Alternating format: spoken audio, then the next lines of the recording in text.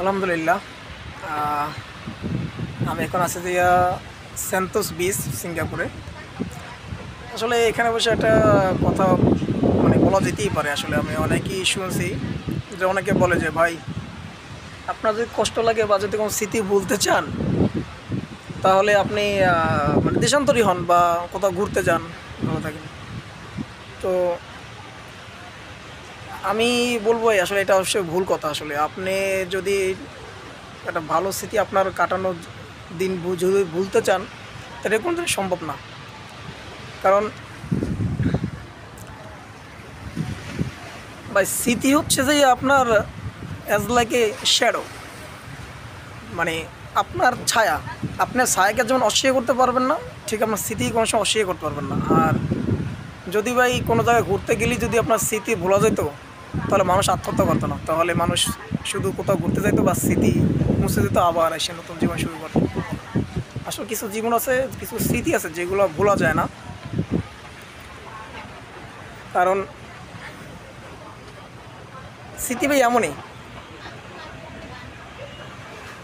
মানে এরকম কিছু বলা নেই। মানে এটা সম্পূর্ণ ভুল কথা। আসলে যেখানে অনেকে বলে যে স্মৃতি কোথাও ঘুরতে যান ভাই, সব ভালো হয়ে যাবে, হয়ে যাবে। আসলে এটা মানে ক্ষণিকের জন্য। আপনি কোথাও ঘুরতে গেলেন, আপনার মনটা ভালো হলো ক্ষণিকের জন্য, বাট আপনি যদি আবার ফিরে আসেন, দেখবেন আপনার ওই দিন শেষে ওই একই লোক একটা। ঠিক আছে, আপনার ওই স্মৃতিগুলো আপনার মনে পড়বে, আপনার স্মৃতিগুলোই আপনাকে কষ্ট দেবে। সো ভাই, আসলে এটা সম্পূর্ণই আমার মতামতে ভুল কথা যে আপনার কোথাও ঘুরতে গেলে আপনার স্মৃতি ভুলে যাবেন, আবার নতুন জীবন শুরু করবেন। আসলে এটা ভুল কথা। এটা আমি আমার নিজের অভিজ্ঞতা থেকে বলতে পারি, এটা সম্পূর্ণ ভুল কথা। কারণ স্মৃতি আপনার কোনো সময় ভোলা যেত না ভাই। যদি স্মৃতি ভোলা যেত, তাহলে মানুষ জীবন আত্মহত্যা করতো না। সো এটা সম্পূর্ণ ভুল কথা। আর যদি আমাদের কেউ সহমত থাকেন, তাহলে জানাইন। আর স্মৃতি থেকে বাঁচা যায়, এটাও একটা আমি আপনাকে আইডিয়া দিতে পারি নিজ থেকে। সেটা হলো, আপনাকে এখন আমি যে যে যে কথাটা বলবো, সেটা হচ্ছে যে স্মৃতি আপনি কীভাবে সাথে রেখে ভালোভাবে চলতে পারবেন সেই বিষয়ে। প্রথম কথা বলি যে ভাই, স্মৃতি এটা ভোলার জিনিস না। স্মৃতিটা হচ্ছে যে সবসময় সাথে ক্যারি করার একটা জিনিস। আপনি যেমন আপনার নিজের ছায়াকে অস্বীকার করতে পারবেন না, ঠিক তেমনি আপনি আপনার স্মৃতিকে কোনো সময় অস্বীকার করতে পারবেন না। এখন আপনি বাঁচবেন কীভাবে, কথা হচ্ছে সেটা। আপনার বাঁচতে হলে ভাই স্মৃতিকে সাথে নিয়ে বাঁচতে হবে। আপনার মনে করতে হবে যে আপনার পুরোনো দিনের যে স্মৃতিগুলো আছে, যে কষ্টগুলো আছে, সেইগুলো আপনার একটা অংশ, আপনার শরীরের একটা অংশ। যদি আপনি আপনার স্মৃতিকে, আপনার দুঃসময় বা আপনার ভালো সময় স্মৃতিগুলো এখন কষ্ট পাচ্ছেন, সেটা যে কারণেই হোক, যদি সেই স্মৃতিগুলোকে আপনি বোঝা মনে করেন, তাহলে আপনার কোনো সুখ হতে পারবেন না। আপনাকে মনে করতে হবে এই স্মৃতিগুলো হচ্ছে যে আমার শরীরের একটা অঙ্গ, এটাকে নিয়ে আমার সারা জীবন চলতে হবে। That's enough. আপনি ভালো থাকতে পারবেন।